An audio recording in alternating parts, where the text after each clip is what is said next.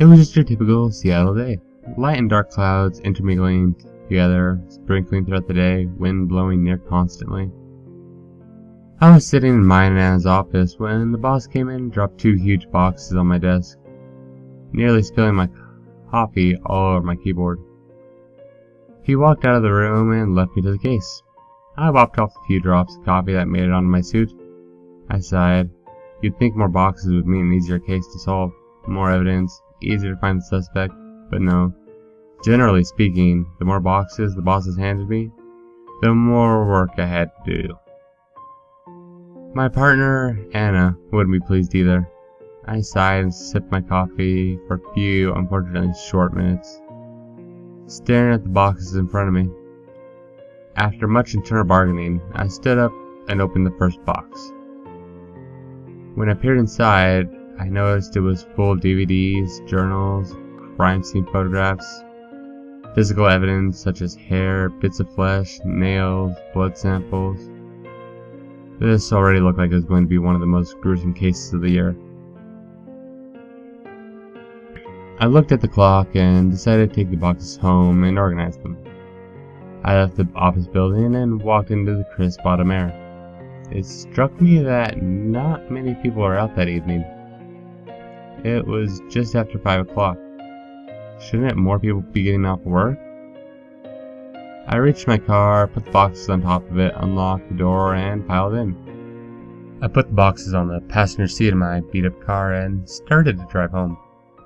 I got home around 5:45 after stopping to get food for dinner. I made myself tacos and sat down in front of the television. I ate quickly, watched my favorite comedy show, King of the Hill. I would need something funny to get me through these boxes. I emptied the contents out on the table in front of me. I noticed there were photos from 3 different crime scenes, so I started by organizing everything by victim. Why it wasn't in the first place, I wasn't sure. But as I started going through everything, I started to get the idea why. It was all so gruesome. No one would want to deal with this. Maybe that's why me and Ann got the case. We were the best detectives there, stomachs of steel. Everyone probably assumed we would be able to cope with it. Looking through it, though, I wasn't sure if we could. It wasn't like we had a choice, though. People were dying, and Anna and I were assigned the case, so we had to end it. After organizing everything by victim, I started on the pile with the earliest dates. I picked up my first of many photographs and gulped as I examined the picture. What was left of the body was mangled, as if someone had been eating it, ripping pieces of its flesh off, tearing it to bits. The body was lying in a bed. The white sheets were soaked with fresh-looking blood. They were ripped in places, like the person had struggled. I couldn't even tell if it was a man or a woman. The body was well beyond destroyed. I thought it was a woman because the hair on the head was long. Everything was too mangled and bloody to tell. The chest was torn to pieces, the ribs broken, sticking out, and the heart was missing. 3 fingers were gone, the nose was gone, the eyes were lying on the floor. I could hardly bear to look. Not wanting to look at the pictures anymore, I picked up the journal they'd collected and put it in the box. I opened it and flipped to the last entry. 11/3/12, 8:50 p.m. I don't know how much longer I can take this. I'm scared all the time, paranoid. Something's always watching me, opening my doors and windows whenever I'm asleep. I'm sure I've developed insomnia. I just can't sleep anymore. God, someone help me. I'm going insane. Something's going to get me. I just know it. Every day it's the same thing. I can't eat. I can't sleep. My mom told me to go get help. I don't want help. I want this thing to leave me alone. Oh God, I shouldn't have written this. Now I'm just even more scared. I remember growing up, I was always scared of what's under the bed, behind the shower curtain, or waiting in the bed next to you. Waiting for you to roll over. The heaviness that you feel when you desperately want to look behind you, can't bring yourself to move. None of those were ever as terrifying as this feeling I'm plagued with now. I know I'm going to die. Whoever reads this, you all know what I'm talking about. That overbearing paranoia and fear of your own imagination when you sit in a dark room, all by yourself. The writing was shaky and specks of blood covered the page, like it had opened while she was being murdered. They said they found it on the floor by the bed. I've looked through some of the previous entries. A lot of the same. Paranoia, fear, opening doors and windows, feelings of being watched. I wondered what this thing was. Seattle is thought of as a hippie, coffee drinking, and pot smoking city. But considering how relaxed everyone sees us as, there's a lot of crazy stuff that happens here. Washington's just a serial killer central. It's at least looked at. That was what we had our hands on. The 3 killings in the same style, bodies torn to shreds, appearing to be eaten. I flipped to the first entry of the journal. 11/1/12, 11:36 a.m. My window keeps opening. They are closed when I go to sleep, open when I wake up. Maybe it's just an animal, a squirrel or something climbing around in the trees outside my window. I think I'll set up a video camera tonight, trying to catch it. If I didn't have to wear these stupid earplugs every night, I could just wake up when it opens.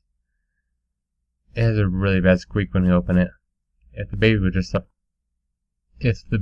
stop crying long enough for me to get to sleep without earplugs, I could find out what's making my window open.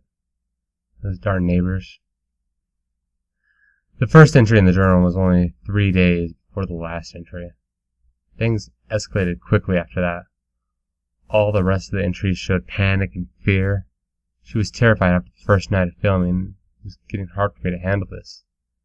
Even with the canned laughter in the background, I packed up the boxes, being careful not to look at those damn pictures anymore, and put the boxes aside. I'd just watch TV for a while, take my mind off of everything. I woke up the next morning on my couch. My apartment was cold. I stood up from the couch, sore from a night of awkward sleep, took a shower, got dressed, and headed out to the office, calling Anna while I drove. She said she'd be a little late, that she just woke up. I stopped at the Starbucks down the street from my office and got us some coffees. We really need to get through all the contents of the boxes so we can start to think about who the sadistic killer was. I took the boxes out of my car after I parked and stacked them on top of the trunk. I put the 2 cups of coffee on top of them and carefully carried them to my office. When I got to the office, it was cold there too. Colder than usual.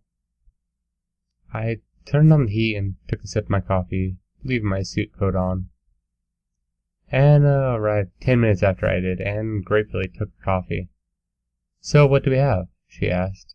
"I don't know if you want to know," I said, trying to sound lighthearted. "Oh, please," she said, chuckling. "We can handle anything." I sighed and opened the boxes for her, pulled out the pictures from the first crime scene, and showed them to her. She gasped as she looked at them.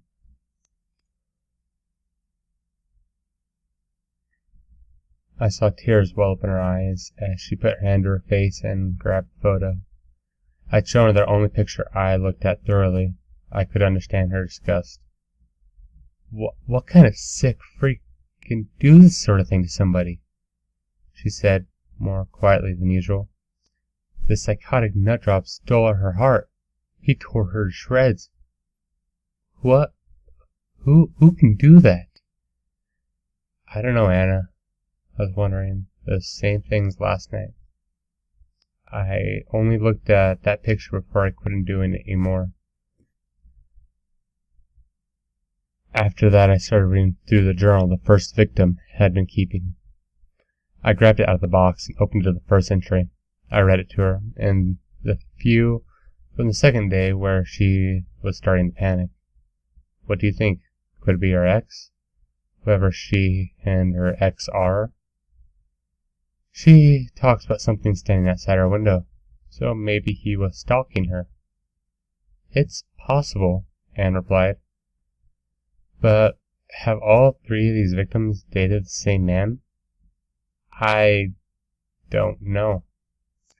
We kept going through the boxes. Hours dragged by all too slowly. We read the journals, all with no clue as to who this murderer was. We looked at the pictures, all so grotesque that we could hardly bear to look at through them all. Every picture was of a different limb disconnected from the body and sprawled across the room, or of torn bits of flesh and splattered blood around the crime scene. The blood and gut-filled images were stained into our minds from the time lunch hour came. I don't know if I'll be able to eat, I said, almost joking as we walked out of the office to get lunch. Anna laughed a little. I know what you mean. This is probably the worst case I've dealt with. Over lunch we discussed theories, whodunit type theories, but none of them really made sense. The X idea could be plausible, but what was the likelihood of two women and one man in a city as big as Seattle dating the same man? It could just be a serial killer, but why would he be targeting these young people?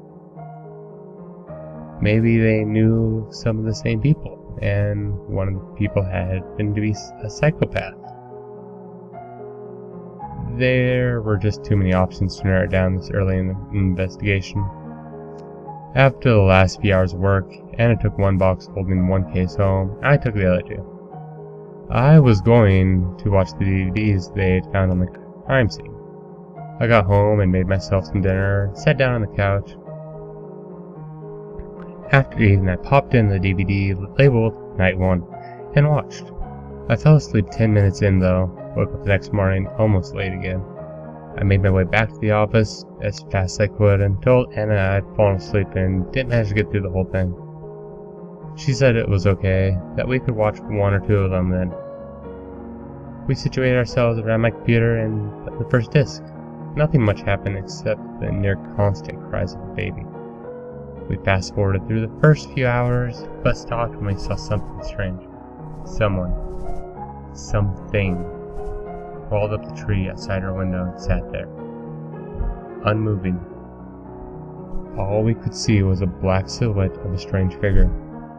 We went to one of the briefing rooms, where there was better taped evidence viewing equipment. We hooked everything up and got back to where we were in the tape, and zoomed in as far as we could, but we still couldn't make out the figure clearly. It happened to be something on his wrist as it opened the window. We assumed it was a man based on how huge the hound was. For the whole video he sat at the window, staring at the woman, just staring. It looked like he was mumbling to himself violently, like he was battling with two voices in his head. Near dawn, he jumped out of the tree to his person, startling the woman awake.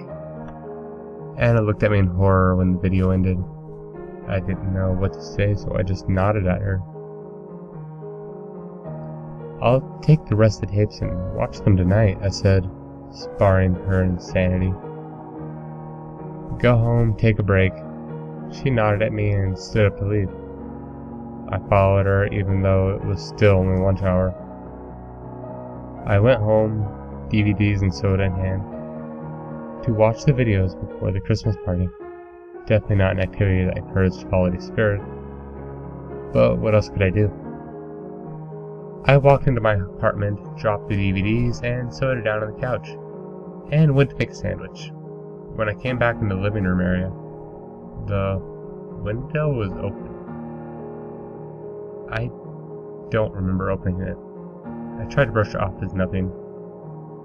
But after watching the DVD of the first night of filming, I was starting to become paranoid. Maybe this thing would come after me. Since I was assigned the goal of capturing him, maybe he didn't want to be captured and would kill everyone who would try. These thoughts ran through my head and made me more paranoid with every second. I shoved them out of my mind and closed the window, making sure to lock it.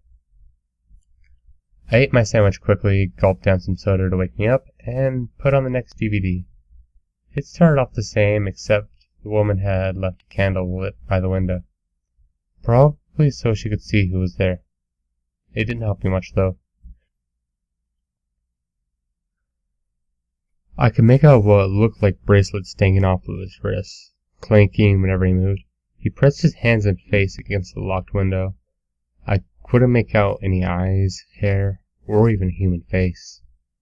All I could see was a nose, which looked broken, and a mouth that looked severely chapped.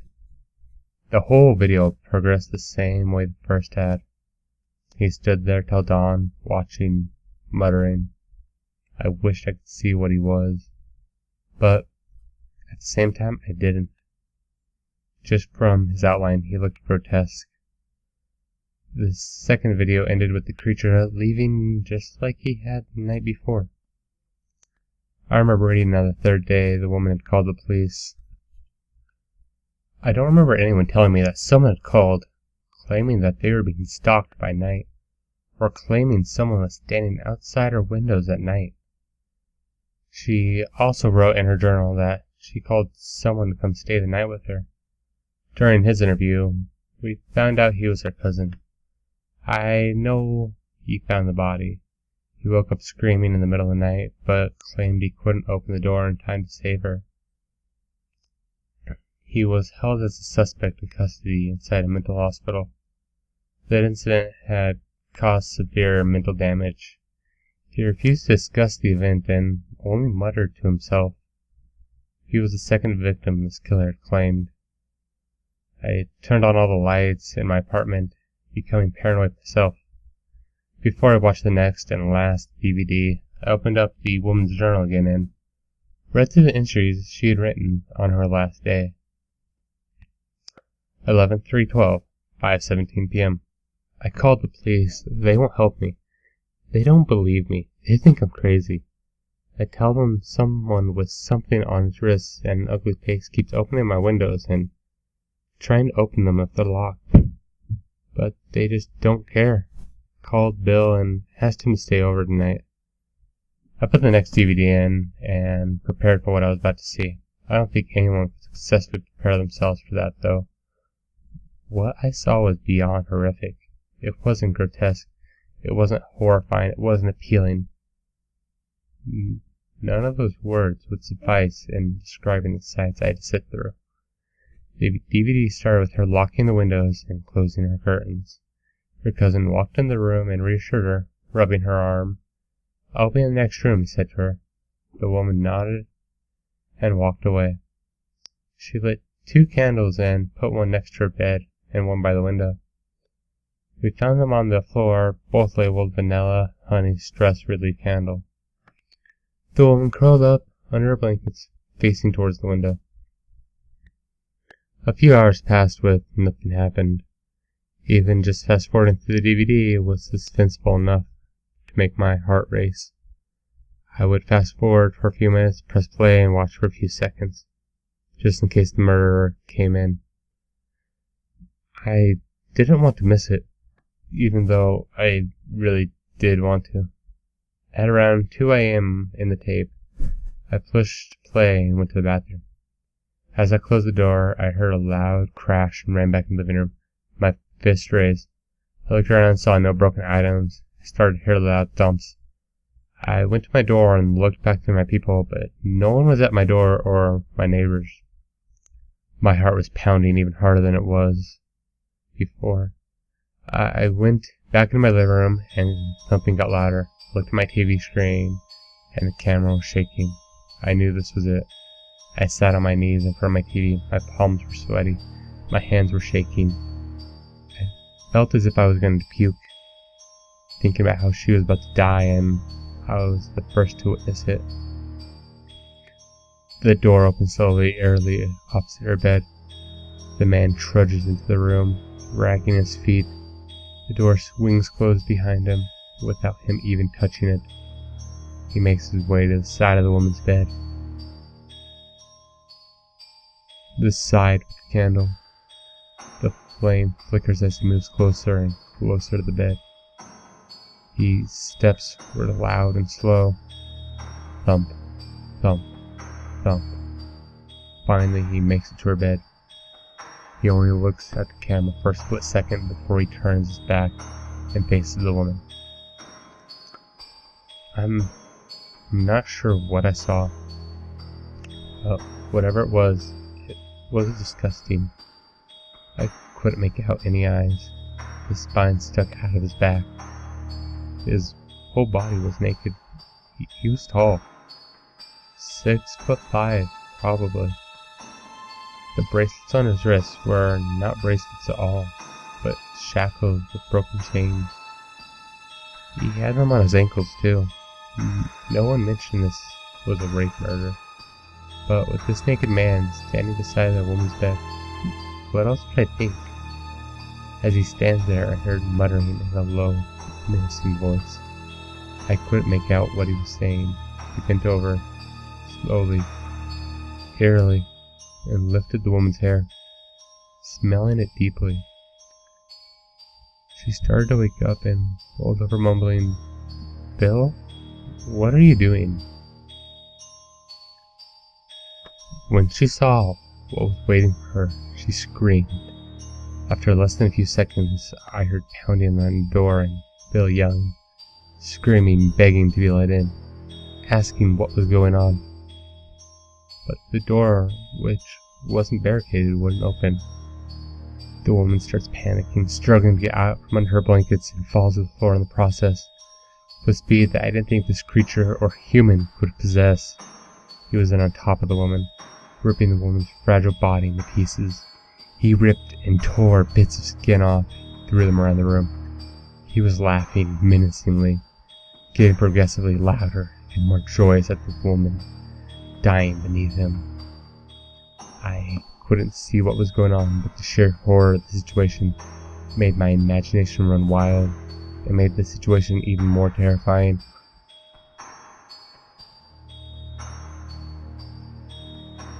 Soon, the woman stopped struggling. The creature smiled and tore her heart out of her broken chest and ate it. I didn't see him do anything to her fingers, but 7 of them were nowhere to be found when the CSI team arrived. The naked creature stood up and walked towards the camera. I could finally see what this thing was as candlelight shone on his face. He had skin sewn over his eyes, and the rest of him was just bits of various skin sewn together to create a human-like figure. His lips were chapped to the point of breaking, and his nose was extremely crooked. He was bald, bloody. The blood all over his body made him even more nightmarish. He blew out the candle on the nightstand and laughed. Blood spat out of his mouth. He walked to the window and blew out the second candle.